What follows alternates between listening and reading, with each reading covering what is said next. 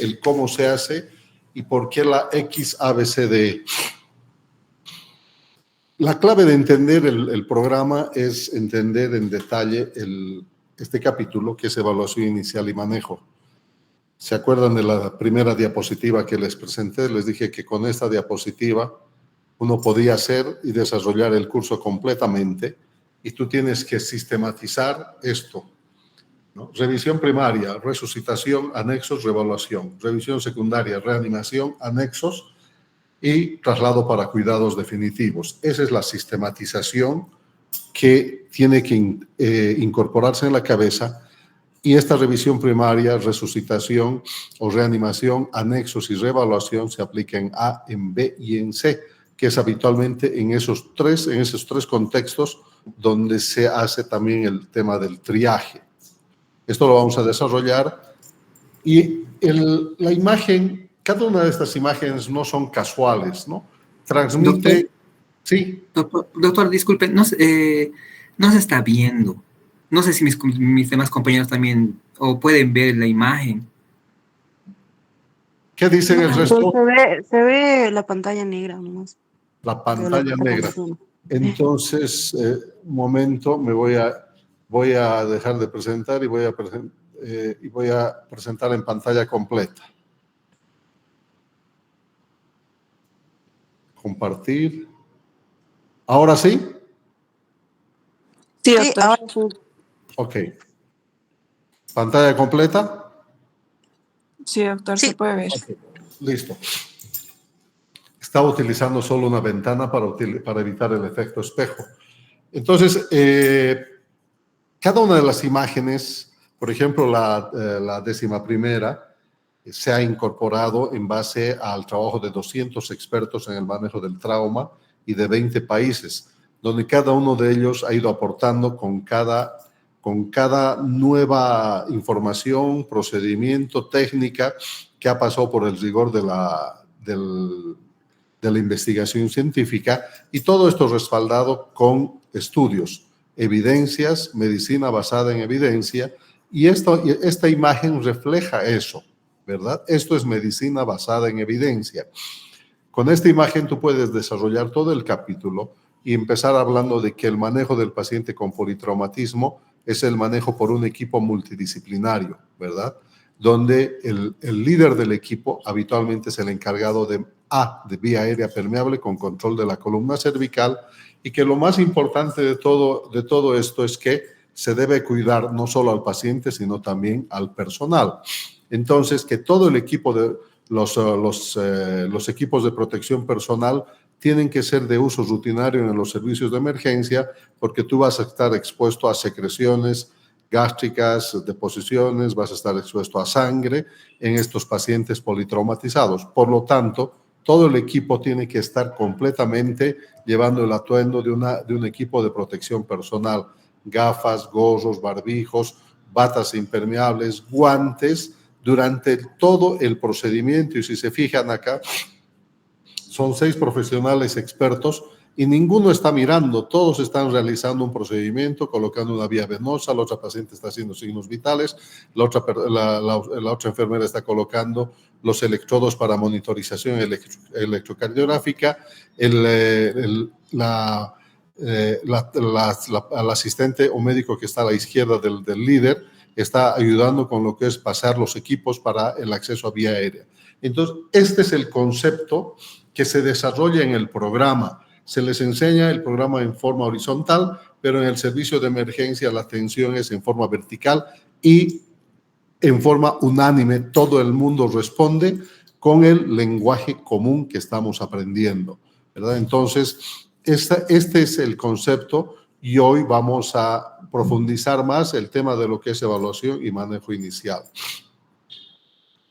Lo importante de la revisión primaria es que la tienes que hacer todas las veces que sean necesarias, entre tanto estés vos con el paciente o se esté deteriorando, o durante la estabilización y la resucitación ocurra algún fenómeno que desequilibra o descompensa al paciente, y ahí estoy haciendo B o estoy haciendo C, y de repente la enfermera me dice: doctor, la saturación está empezando a bajar, el paciente está poniéndose oscuro morado. Hay un problema en A, tengo que retornar a revisar y había sido que accidentalmente alguien al pasar extubó al paciente con una mala maniobra y no comunicó y no se dio cuenta. Entonces tenemos que volver otra vez a nuevamente retomar, hiperventilar al paciente, hiperoxigenar al paciente y con la técnica de intubación orotraqueal, que vamos, ya saben, vamos a realizar el procedimiento de la intubación nuevamente. En la novena viene con un escenario estático, así que ahora que me acuerdo, no es un escenario que se despliega como veríamos en la 10. En la 10, con cada maniobra que tú realizas en forma correcta o incorrecta, el escenario se va desplegando y te va a decir, ha ocurrido esto, ahora qué vas a hacer, o ha ocurrido esto, ahora qué debes hacer, ¿verdad? En cambio, en un escenario fijo como es el que se lleva hasta la 9ª edición, ¿no? Un conductor o un varón de 44 se estrella de frente contra una pared. Listo. En trauma eso vas a tener, no puedes pedir más. ¿Y cómo iba él? ¿Y con quién iba? Eso ya son chismes, ¿verdad? Viene varón de 44 años. El paciente está inconsciente en el lugar del accidente. Punto. No hay más que pedir. No pidas ahí, llevaba cinturón, llevaba collar, llevaba... Es todo lo que hay. Y con eso tienes que tener la capacidad de plantear un diagnóstico y prepararte. Llega al hospital vía rescate básico con collar cervical, tabla espinal, ventilación asistida con una mascarilla. Lo hicieron bien y en este momento el equipo de rescate, que también está utilizando medidas de protección universal, están pasando al paciente a la unidad de resucitación del servicio de emergencia, donde otra vez, fíjense ustedes, ¿verdad? Todo el equipo está con medidas de protección universal para atender al paciente. En el cubículo de emergencia donde tienes lámparas, monitores, tienes bombas de infusión, todo el material previsto en cada una. No se olviden el caso del varón accidente, impacto frontal. Entonces, ya en el escenario, uno se tiene que plantear cuál es la secuencia de prioridades en la evaluación de este paciente. Hemos dicho que el programa TLS se basa en lo que son las prioridades. Y las prioridades son aquellas que ponen en riesgo la vida del paciente sobre otra. Y ayer hemos analizado el tema, ¿no? Hicimos un ejercicio en el sentido de que si uno deja de respirar, ¿verdad? Entonces rápidamente, en menos de 30, 40 segundos, va a perder el control de la vía aérea superior y vas a entrar con problemas respiratorios. Entonces tenemos que tener alguna estrategia para enfrentar al paciente y nosotros debemos utilizar esta estrategia para obtener una respuesta. Y la mejor forma es entrar en confianza con el paciente y decir: yo soy el doctor Tito Grájeda, soy el médico de emergencia, no te subas demasiado ni te tires al suelo, ¿verdad? No es tu amigo para decirte: oye, yo soy Tito. Con respeto, yo soy el doctor Grájeda, soy el médico de turno, te voy a atender, ¿qué te ha ocurrido? ¿Verdad? Entonces, un toque en el hombro, y esto es mucho más importante en niños, donde tienes que ganarte la confianza, y más que asustar con la bata blanca, tienes que tratar de bajar un poco el perfil y hacer que el niño se sienta cómodo con tu presencia, como todos los pacientes, ¿verdad? Y vamos a proceder de esa manera. Nuestros objetivos de hoy son identificar la secuencia correcta de las prioridades para la evaluación de un paciente con lesiones múltiples. Aplicar los principios descritos de la revisión primaria y secundaria en la valoración de un paciente con lesiones múltiples. Explicar cómo la historia médica de un paciente y el mecanismo de lesión contribuyen a la identificación de las lesiones. Esto se traduce en cinemática del trauma o mecanismo de lesión. Cuando uno le pregunta a los internos: a ver, dime cómo ha sido la cinemática del trauma o cómo ha sido el mecanismo de lesión, estás en la luna. Ese rato, ¿qué significa? De que es un paciente motociclista sin casco que iba cruzando la avenida Papa Paulo a la altura de la más fácil, en la Aniceto Arce, frente a la Facultad de Medicina. Repentinamente el micro dobló a la derecha para recoger un pasajero y el taxista, que es un delivery, fue aplastado entre un auto y el trufi. Común, habitual y frecuente, ¿verdad? Iba sin casco, llevaba una caja con medicamentos en la parte posterior y en este momento el paciente está bajo el taxi, está la pierna derecha deformada, aplastada por la motocicleta y parte del cuerpo del paciente está por debajo del trufe. Llegó al servicio de la unidad de emergencia y ese es el mecanismo de lesión, ¿verdad? O un peatón que en vez de utilizar la pasarela, hay fotos muy hermosas, los perritos están utilizando la pasarela en la Blanco Galindo y los viejitos están cruzando a la Caja Nacional y a la Caja Petrolera mirando si hay alguien que los va a atropellar o no, y viene un auto, entonces impacto a alta velocidad, mecanismo de lesión, aceleración y desaceleración. Entonces yo con eso ya tengo idea, ya sé lo que voy a buscar cuando llegue el paciente. Caída de altura, lunes es muy frecuente, ¿verdad? O martes es muy frecuente que los albañiles no trabajen lunes, van el martes, caída del primer piso. ¿Y cuánto es un primer piso? Promedio son 2,5 a 3 metros, entonces, y además el albañil está con aliento alcohólico y cayó sobre concreto.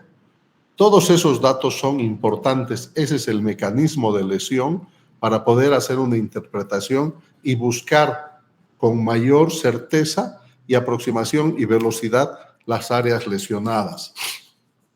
Identificar los peligros latentes asociados con la valoración inicial y el manejo de un paciente lesionado y describir los pasos para minimizar su impacto. Los peligros latentes hacen referencia a aquellos traumas que no están muy claramente evidenciados y que pueden pasar desapercibidos en la revisión primaria, pero no así en la revisión secundaria. Reconocer a los pacientes que requieren ser trasladados para su manejo definitivo. Esto es reconocer a tu institución en el triaje y decir qué capacidades tengo, con qué capacidades de recursos humanos cuento, y en base a eso veré pues, si el paciente excede mis capacidades, ya lo voy a trasladar. Y es esto lo que todo el equipo de trauma debe contar, ¿no? Estos son los equipos de protección personal que han entrado con mucha fuerza en el COVID: gorro, bata, mandil, guantes, mascarilla, cubrebocas, cobertores de zapato, protectores oculares, protectores faciales. Uno tiene que protegerse de lo que pueda traer el paciente, por eso son las medidas, y a la vez cuidar. Tampoco los doctores son santos, ¿verdad? También pueden ser vectores, entonces cuidarnos en ambos sentidos.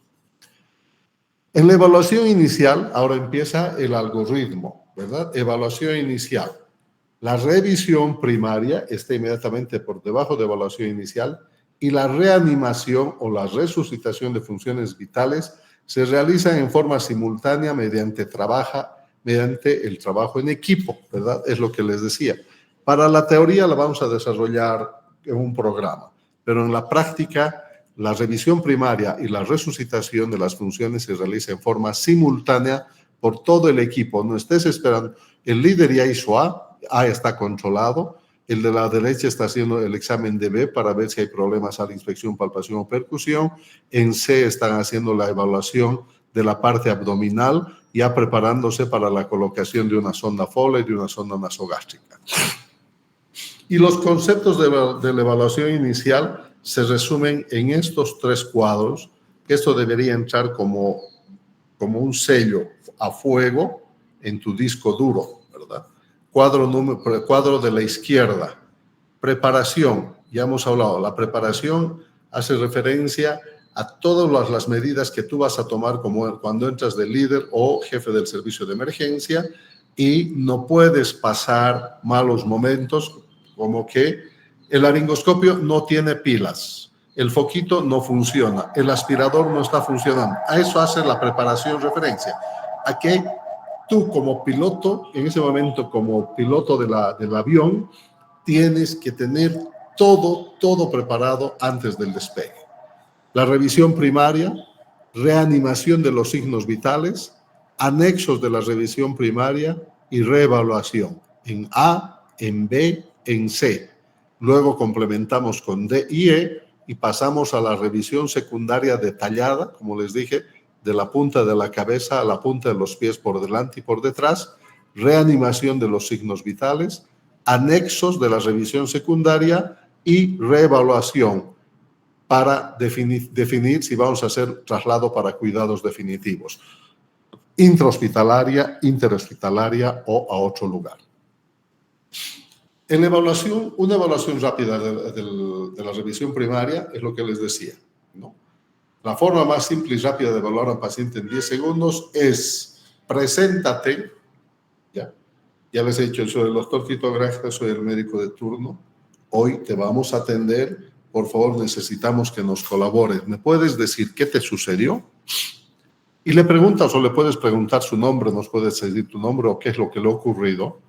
Y la respuesta que te dé inmediatamente ya alerta a todo el equipo. El equipo está llegando, ¿verdad? Hay 2, 3 del equipo, el resto ya está llegando para atender al paciente porque estuvieron en otras unidades. Si el paciente te contesta en forma tingente: soy Carlos Hurtado, estuve manejando mi moto llevando un pedido hacia la zona de la Muyurina y el Trufi, suficiente, ¿verdad? O sea, excelente, ese chico está bien perfundido su cerebro, nos va a colaborar, está la vía aérea muy permeable, no vamos a tener mayor dificultad, probablemente sea más fenómenos de fracturas, cadera, pelvis, algo que lo vamos a ver, pues ya de hecho había una deformidad. ¿Qué ocurre, no? Si de repente el paciente no responde y hace ruidos guturales, ¿verdad? Ruidos guturales significa está con una grave dificultad respiratoria y el paciente es incapaz de comunicarte. Ese paciente está gravemente lesionado, tenemos que trasladarlo lo más antes posible, apenas llegue la ambulancia, sin necesidad de vías venosas, nada, sino sencillamente tabla espinal larga, collar cervical, oxígeno suplementario y nos vamos al servicio de emergencia porque estamos a 3 cuadras del servicio de emergencia en ese momento. Una respuesta adecuada te dice que la vía aérea está permeable, sí, pues porque está entrando y saliendo aire y el paciente puede hablar. Ve que existe una suficiente cantidad de reserva de aire para hablar, hay un intercambio aéreo con participación pulmonar, músculos diafragmáticos, todo adecuada y suficiente. La respuesta es atingente, por lo tanto la perfusión cerebral es adecuada y esto traduce en un sensorio claro. ¿Esto qué significa? Que nuestro paciente está hemodinámicamente estable, consciente, ¿no? Y al parecer no está gravemente lesionado. Pero si en este momento, por ejemplo, nosotros encontramos un paciente, ¿no?, con dificultad respiratoria, el sensorio está obnubilado, solo emite ruidos ininteligibles, y son términos de la escala de coma de Glasgow. Esto ya traduce en una perfusión cerebral inadecuada por una insuficiente llegada de oxígeno al cerebro, ¿verdad? Por una vía aérea que no está permeable y no está adecuadamente soportando la necesidad. Por lo tanto, revisión primaria, reanimación o resucitación de signos vitales, nosotros tenemos que proceder con A, vía aérea permeable con control de la columna cervical. Esto del control de la columna cervical puede ser manual o con un collarín cervical de Filadelfia. ¿Esto es por qué? Porque la columna cervical es el segmento del cuerpo más expuesto a traumatismos de toda la columna. Cuando encontremos un problema en A, vamos a resucitar. Sabemos que la primera causa de obstrucción de la vía aérea superior en el paciente inconsciente es caída de la lengua. Vamos a hacer elevación del mentón o desplazamiento de la mandíbula. Vamos a colocar una cánula orofaringea si el paciente está inconsciente, nasofaringea si el paciente está peleando, mascarilla con bolsa de recirculación, 10 a 15 litros por minuto, collar cervical. Ahora la oximetría y paso a B. En B, respiración y ventilación y oxígeno suplementario por mascarilla con bolsa de recirculación y oxígeno de 10 a 15 litros por minuto. Detecto los problemas en B, tengo que buscar rápidamente neumotórax, hemotórax, taponamientos cardíacos, hemotórax, neumotórax, tórax volante, contusiones pulmonares. Y una vez resuelto el problema en B, paso a C.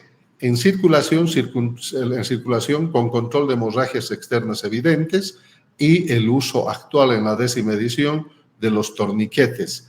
Entonces, precozmente, y estos cambios, producto de los eventos bélicos y civiles que ocurren en el mundo entero, ya les estoy hablando de los cambios que sustentan la modificación en el acrónimo del ABCD, están sustentados por medicina basada en evidencia en relación a fenómenos bélicos de las guerras de Afganistán e Irak, donde se ha visto de que la causa prevenible más frecuente en pacientes en eventos bélicos o civiles con arma blanca o arma de fuego es la hemorragia. La hemorragia masiva, la hemorragia exsanguinizante es el cambio que puede ser controlable y que puede llevar fácilmente a la muerte del paciente.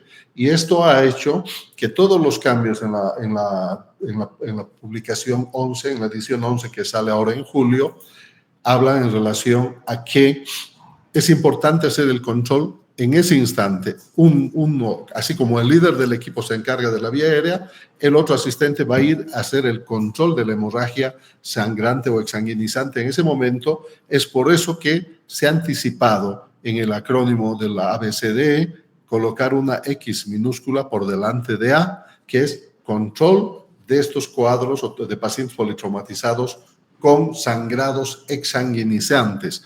Y ahí entra acá el capítulo de Stop the Bleeding o parar el sangrado, que es un capítulo súper importante, que esto se utiliza en los eventos bélicos y que se traslada. Normalmente todos los cambios ocurren en escenarios de guerras, enfrentamientos, y posteriormente estos se adaptan a las instancias civiles, ¿no? De ahí es de toda la historia de cristaloides, coloides, resucitación balanceada, los usos de hemoderivados, todo viene producto habitualmente de cambios que se han hecho, y este capítulo de Stop the Bleed, que si nos da tiempo lo vamos a ver, habla precisamente del uso de la compresión extrínseca, de la compresión externa, del uso de hemostáticos, no del uso de pinzas, nada, y el uso de los torniquetes rápidamente.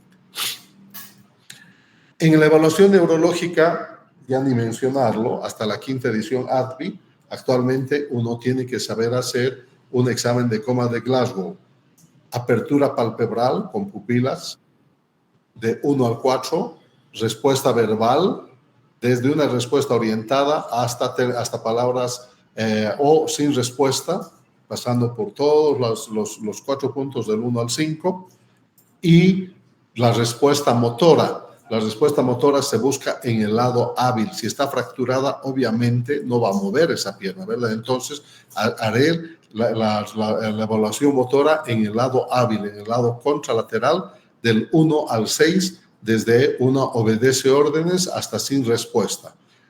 La escala de coma de Glasgow mínima es de 3, máxima 15, de 13 a 15 TEC leve, de 9 a 3, de 9 a 12 TEC moderado y de 8 o menos TEC severo, igual a 8 o menos, igual a TEC severo, igual a intubación traqueal.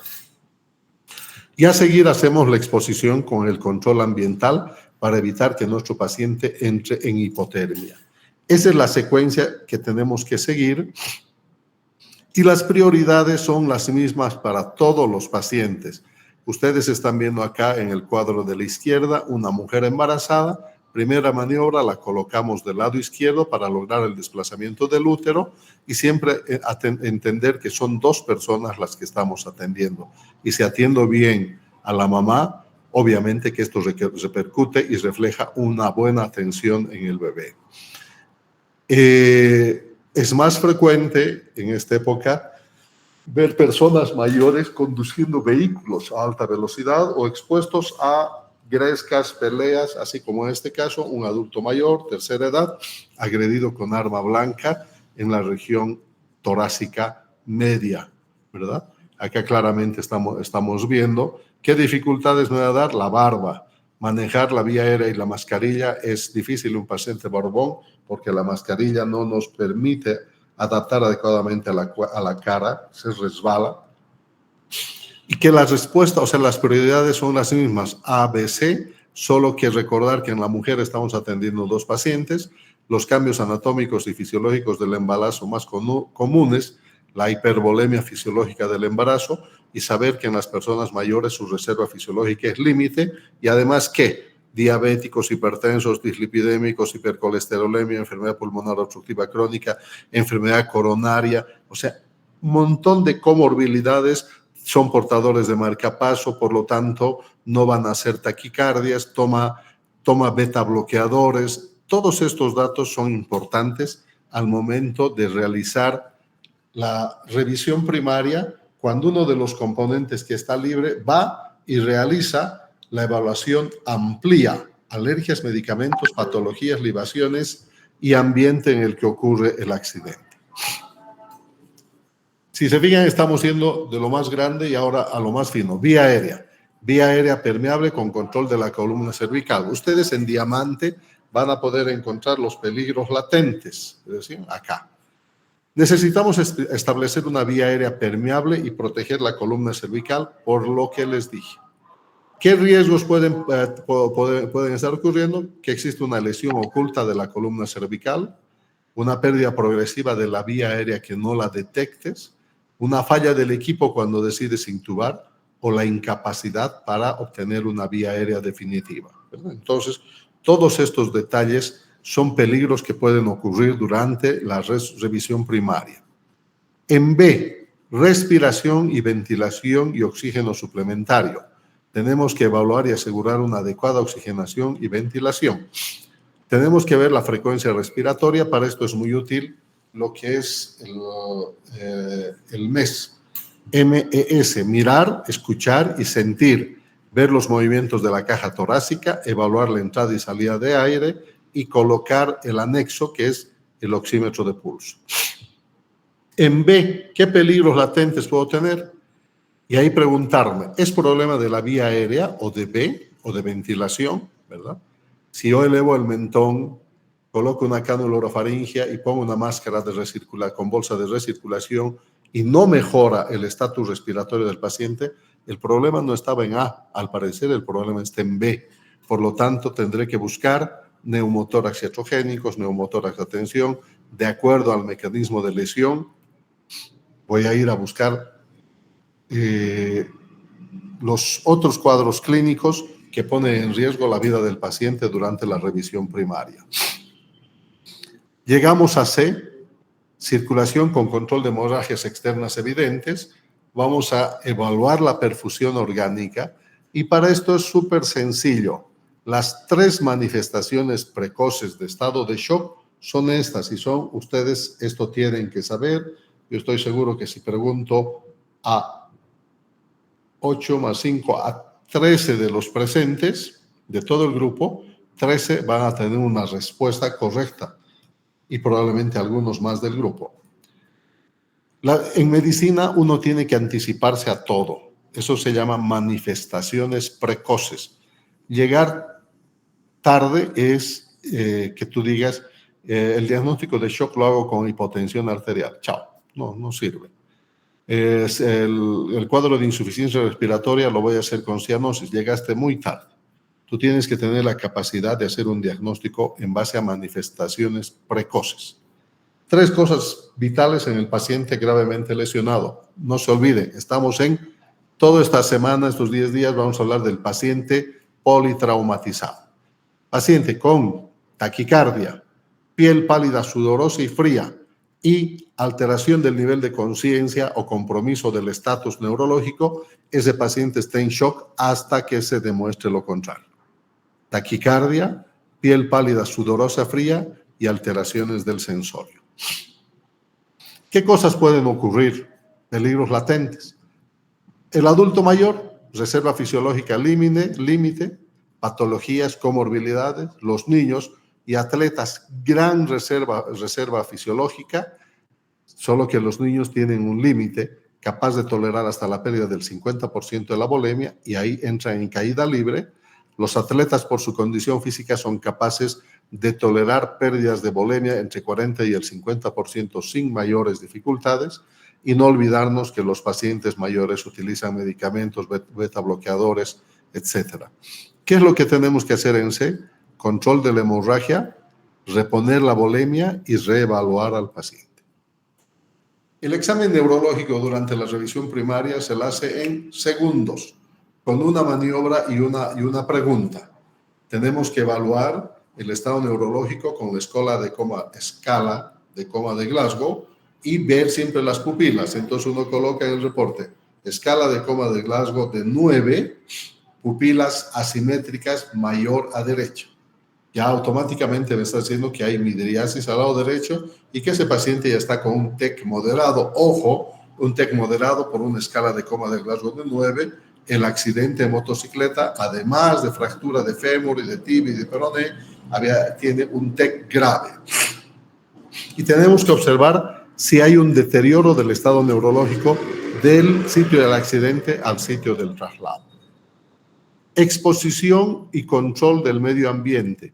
Exposición completa. Debemos desvestir completamente al paciente sin preocuparnos de quitar la ropa aflojando cinturones, hebillas, nada. Es cortar la ropa para exponer completamente toda la parte anterior y posterior con la intención de disminuir la movilidad o la movilización innecesaria que condicione dolor en la fractura de la extremidad o incrementos de la lesión, de lesiones incompletas a completas en la columna cervical o vertebral. Para nosotros es fundamental prevenir, como en las alertas, prevenir la hipotermia y además procurar encontrar lesiones ocultas que no habían sido detectadas en ese momento.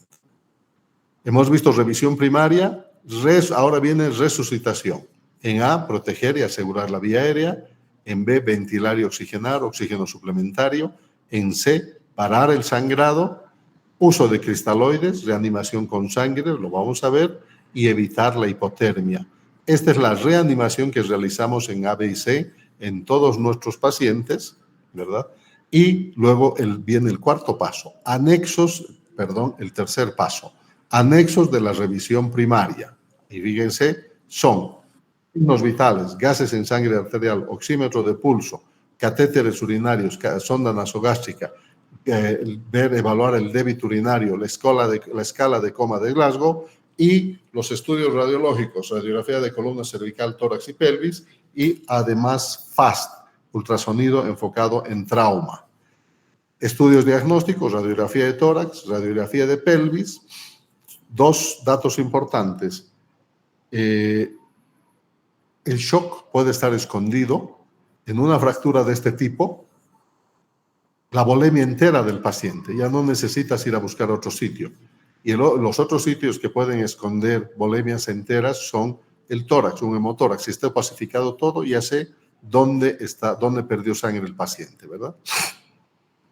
El FAST versus el lavado peritoneal diagnóstico, que ya no se hace con frecuencia porque es invasivo. El más práctico es el ultrasonido enfocado en trauma, que no es para ir a ver si está embarazada la paciente o tiene piedras en la vesícula. Es para ir a buscar líquidos o acumulaciones líquidas en ciertos lugares donde no debería haber. Saco pericárdico, ventana de Morrison, que es el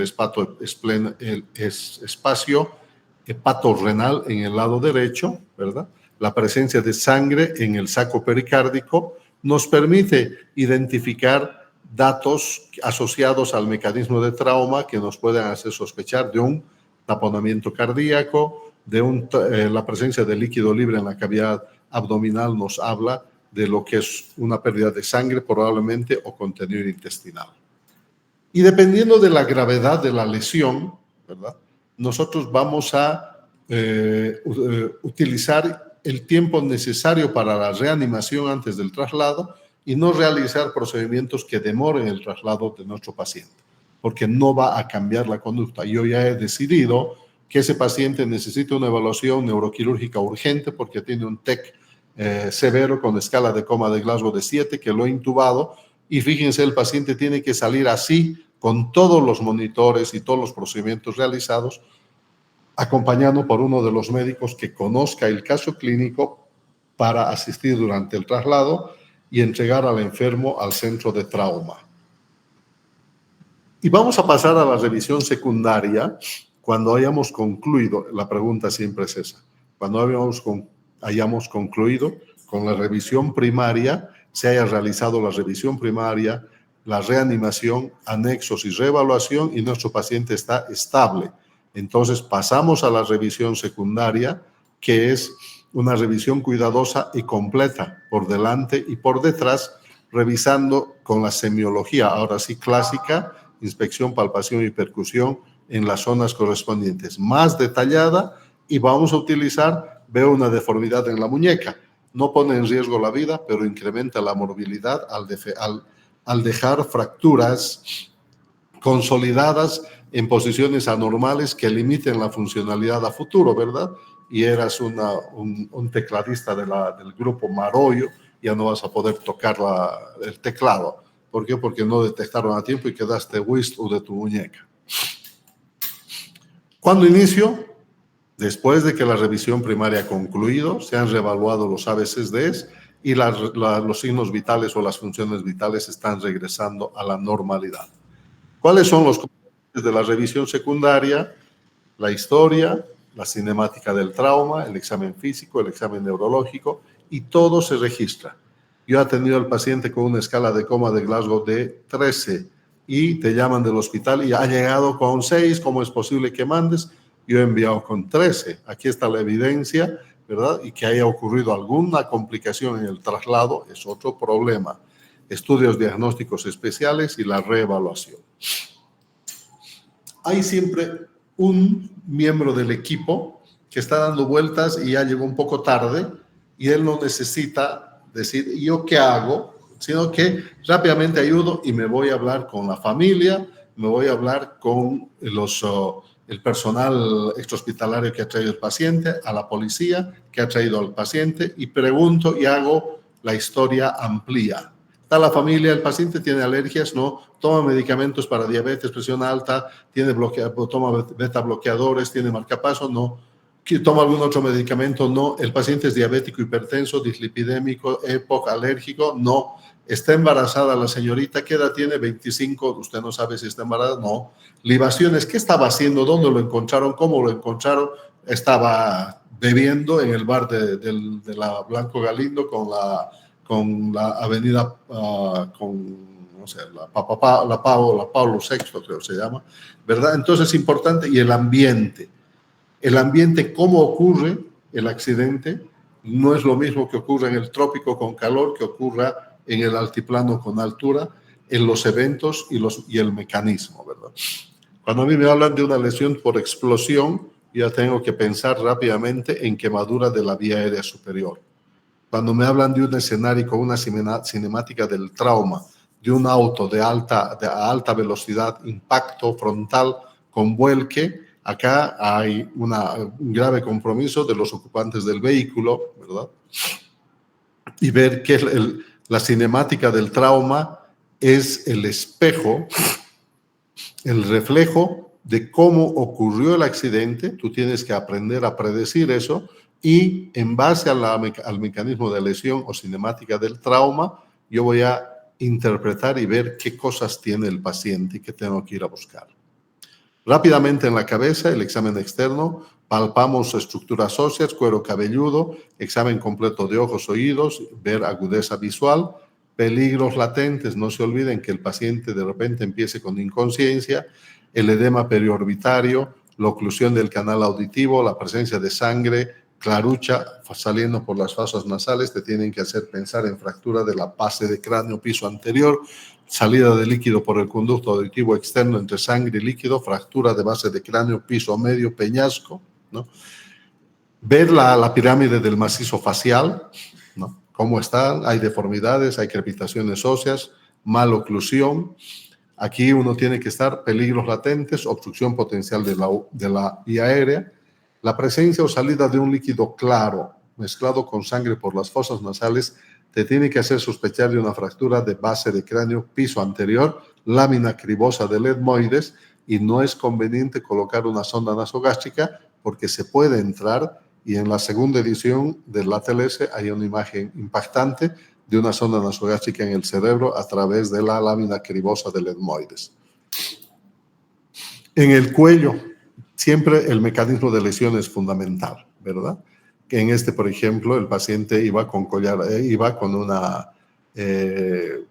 con el cinturón de seguridad que se desplazó, los síntomas de obstrucción de la vía aérea, la ronquera, crepitaciones, hemastomas, estridor, soplo, o datos de quimosis que nos hablen de agresiones. En el tórax, el signo clásico del cinturón de seguridad de 3 puntos, ahí está tatuado completamente el cinturón, no necesitas mucho.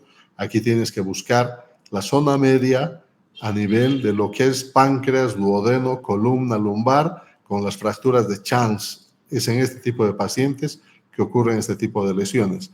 Inspección, palpación, percusión, auscultación, radiografía y FAST. Es fundamental definir si el paciente está en shock, ¿verdad? Lo más probable es que la sangre esté en la cavidad peritoneal o en el retroperitoneo, más difícil de identificar.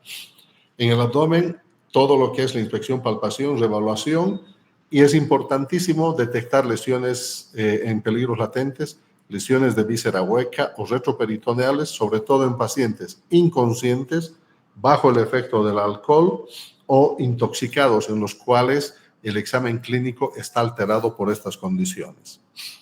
El perineo, el recto y la vagina son lugares nobles que, a no ser que exista un impacto directo que nos obligue a hacer un examen rectal o vaginal, está indicado. Pero entre tanto que no exista un mecanismo de lesión próximo, solo la visión externa es suficiente en busca de contusiones, hematomas, laceraciones, y en el varón, si es necesario, el examen del tacto rectal en busca de próstatas flotantes, que muy pocas veces se hace.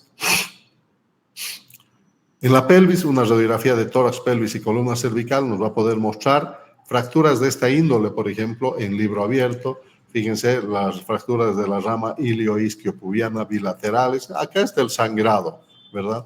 Dolor a la palpación, acortamiento de una extremidad nos habla de fracturas de cadera, inestabilidad, y obviamente la radiografía va a ser de gran utilidad. Las lesiones de las extremidades no ponen en riesgo la vida del paciente, pero ponen en riesgo la extremidad, el futuro de la extremidad, y como en este caso, en una lesión por atricción, gran hematoma, edema, aumento de volumen, este bracito está en riesgo de hacer un síndrome compartimental y terminar amputado, vivo, pero sin brazo, y cuando te enteras era tu primo, ¿verdad? Contusiones, deformidades, dolor, siempre ver el estado neurocirculatorio, dolor, deformidades, crepitaciones, movilidad, estado de perfusión. Y cuando ustedes escuchen dentro del mecanismo de lesión que dicen compresión y aplastamiento por tiempo prolongado, ya te está hablando que ese segmento del cuerpo ha estado comprometido y está en riesgo de hacer un síndrome compartimental. No se olviden. Los peligros latentes, hemorragias potenciales, fracturas no identificadas que consoliden deformemente, lesiones de ligamentos o tejidos blandos, síndrome compartimental. El examen neurológico es fundamental, la realización de la escala de coma de Glasgow del adulto y del niño, reacción y tamaño pupilar, signos de lateralización, que son datos de focalización, pupilas anisocóricas, midriáticas a un lado, déficit motor. La reevaluación es frecuente y lo más importante en cada capítulo que uno ingresa, dice, lo más importante es no hacer más daño del que ya tiene el paciente. Y en TEC es prevenir el daño cerebral secundario. La evaluación de la columna es fundamental. Uno, entre tanto, con 3 personas pone de lado al paciente para hacer el examen completo. El examinador principal, como tocando teclas del piano, toca toda la columna desde el axis hasta la columna lumbosacra, tocando si hay deformidades, crepitaciones óseas o dolor o zonas de quimosis o hematomas. El examen motor y sensorial completo en busca de reflejos. Es importante el notificar, y ahí están, fíjense, son 3 personas las que hacen una maniobra, un movimiento en bloque, y el cuarto asistente o examinador examina toda la columna. Y si existe datos de fractura de pelvis, este es el momento de hacer el tacto rectal, si es que hubiera datos de fractura de pelvis y hematuria, en busca de la posición de la próstata, particularmente en el varón. Una vez hecho el examen posterior, se realiza o se retorna a la inmovilización incompleta y se van registrando los datos de la escala de coma de Glasgow y el deterioro neurológico, si es que existe. Así como la revisión primaria tiene anexos, todos los que hemos mencionado, laboratorios, radiografía de cuello, de tórax, de pelvis, oximetría de pulso, monitor electrocardiográfico, sonda urinaria, sonda nasogástrica, exámenes de laboratorio. También la revisión secundaria tiene anexos que son todos los exámenes que tú consideres necesario en base al mecanismo de lesión y los hallazgos. El paciente está con un TEC, tomografía. El paciente tiene un trauma de tórax severo con mediastino ensanchado, voy a necesitar hacer una angiografía. O sea, todo esto hay una gran sospecha de lesión de la vía aérea, tráquea, por una lesión penetrante en la columna cervical, una esofagoscopía, una traqueoscopía, todos los estudios que sean necesarios, ¿verdad? Y lo más importante es alto índice de sospecha. Es por eso que uno tiene que leer estos programas empaquetados como el ATLS. Existen en niños que se llama el Pediatric, el PALS. Existe el pre-hospital, el PHTLS y el ACLS, el ABLS. Después también está el tema de lo que es el Fundamentals terapia intensiva en trauma. Después también todos estos, y uno de ellos está Átomo. Existe una serie de cursos que vienen empaquetados que van complementándose con este programa del ACLS y tú vas incrementando tus habilidades. Y esto te lleva a tener un alto índice de sospecha en base al mecanismo de lesión y vas a poder detectar precozmente. ¿Qué es lo que tengo que calmar? El dolor y la ansiedad en estos pacientes, en los niños, en los adultos. El uso de opiáceos de corta duración administrados por vía endovenosa y no sedar al paciente antes de que el especialista haya evaluado al paciente. ¿A quiénes voy a trasladar? Aquellos pacientes que exceden mi capacidad, lesiones, politraumatismos mayores, quemaduras de tercer grado, pacientes en edades extremas de la vida, lesiones complejas, ¿verdad? ¿Cuándo debería ocurrir este traslado? Cuando mi paciente esté controlado la vía aérea y la ventilación, o sea, cuando he hecho ABC, he resucitado, he evaluado a mi paciente. ¿Y a dónde voy a trasladar? De acuerdo a lo que son los recursos locales y acuerdos de traslados, a un centro de trauma, a un hospital especializado, a un hospital local. Esto cuando el sistema de salud está organizado no vamos a decir nada, desorganizado como es nuestro medio. La idea de nuestro medio es deshacerse del paciente, ¿verdad? Y en todos los lugares que llevas no hay cama, es la respuesta. Este era el escenario. Preguntas, jóvenes.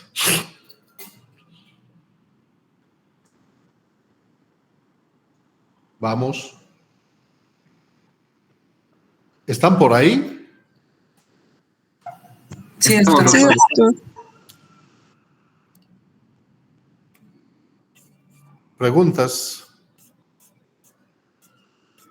Y siempre vamos a concluir con un resumen, ¿verdad? Que el ATLS entero está resumido en esta diapositiva con el primer cuadro, preparación, revisión primaria, reanimación de signos vitales, anexos de la revisión primaria, reevaluación. Pasamos a la revisión secundaria detallado, reanimación, anexos y reevaluación y traslado para cuidados definitivos. Normalmente los traslados, eso lo puedes hacer por vía terrestre en nuestro medio, por vía aérea, de acuerdo a las necesidades de los pacientes, y cuando veamos el video vamos a poder ver esto más. Esto va a ser examen, preguntas de acá van a salir algunas. Y esta es la evidencia y el rol del Stop the Bleed, ¿no? Aplicación basada en escenarios bélicos y civiles, ¿no?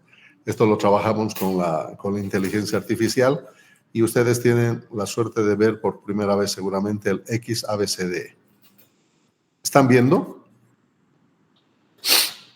Sí, doctor. ¿Por qué XABCD? Porque la hemorragia exsanguinante es la principal causa prevenible de muerte en trauma.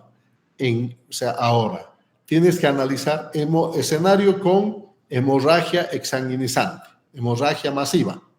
Causa, es la causa prevenible de muerte en trauma. La principal causa prevenible de muerte en trauma. Si tú entiendes ese concepto, vas a poder entender el por qué el X va antes de A. Y eso son milésimas de segundo. El líder del equipo está haciendo A y otra persona se encarga rápidamente de hacer el manejo del torniquete por el sangrado masivo. Prioriza el sangrado, el control del sangrado externo antes de la vía aérea, basado en estudios militares y civiles recientes. Todo va a ir con referencias, más del 90% de muertes prevenibles por sangrado no controlado. Acá se vio el uso masivo del torniquete, agentes hemostáticos y compresión directa en eventos bélicos, publicado en el Journal of Trauma el 2012. El Colegio Americano de Cirujanos ha hecho una campaña intensa tras incidentes civiles con tiroteos activos. Acuérdense, balazos aquí, balazos allá. Se hace énfasis en control inmediato del sangrado por civiles y profesionales, trasladando toda la experiencia militar al área civil. La idea es reducir la mortalidad prehospitalaria significativa.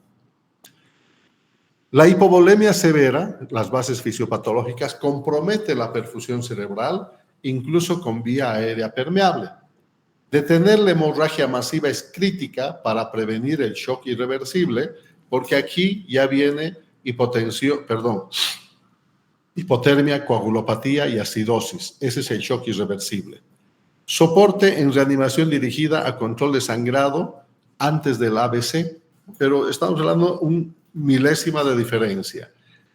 200 profesionales expertos en trauma, 20 hospitales en el mundo dedicados a buscar toda la información en eventos bélicos y civiles para aplicar la nueva fórmula. ¿Se imaginan?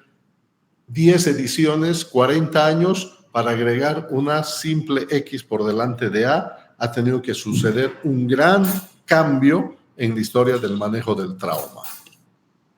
Esto es la esencia del cambio que va a ocurrir. Obviamente se ha reescrito completamente el ATLS con la participación de estos profesionales, como les decía. Salimos de esto y voy a procurar mostrarles esto. ¿Pueden ver? Este julio, estamos hablando de julio del 2025, tienen la suerte de ver ustedes el nuevo formato del XABCD. Se lanza la nueva edición del programa Advanced Trauma Life Support, ATLS 11, que incorpora las mejoras más significativas hasta la fecha al programa líder mundial en educación en trauma. Desarrollado con la colaboración de una red global de líderes y educadores en atención en trauma, el ATLS 11 está diseñado para satisfacer las necesidades cambiantes de profesionales en la atención traumatológica como usted. Este programa educativo actualizado del Colegio Americano de Cirujanos le garantiza las herramientas y los conocimientos necesarios para mantenerse a la vanguardia en la atención del paciente gravemente lesionada donde ejerzas. Entonces tenemos los sistemas, las metas, la prevención, la humanización, desastres y la cultura del trabajo en equipo flexible, donde tenemos el XABCD. Este es el nuevo formato que va a ir liderando a partir de julio el enfoque del trauma, porque lo que había era ABCD y la incorporación de esta X ha implicado un tremendo esfuerzo de mucha gente trabajando y dedicado a esto. Ahora sí, preguntas jóvenes.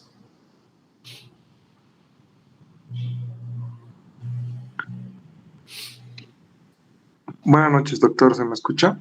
Sí. Mencionó que hay que anticipar los signos que se presentan tardíamente, por ejemplo, hipotensión para shock y hipoxemia para falla respiratoria. Entonces, ¿cuáles serían los signos anticipados en estas causas?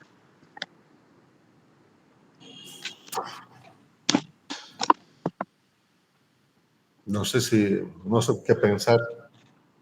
He repetido como 10 veces y sigo insistiendo que para hacer el diagnóstico de shock no puedes llegar a hipotensión, les he dicho, sino que tienes que saber las manifestaciones precoces. Y las manifestaciones precoces que te anticipan un estado de shock en politrauma es taquicardia, piel pálida, sudorosa y fría, y alteraciones del sensorio. Y los traumas que afectan el estatus respiratorio, taquipnea, polipnea y baja de la saturación rápida. Cuando llegues a cianosis ya es tarde.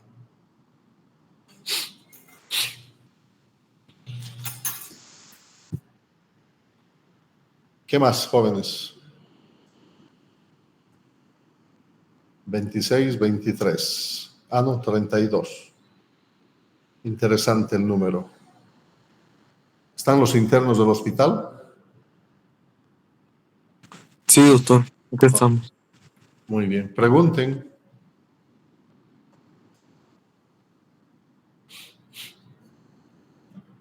Lo que yo no entiendo es cómo un programa se les está dando la información que está en la puerta del horno, ¿verdad? El libro es espectacular, tiene un fondo oscuro el ATLS es único.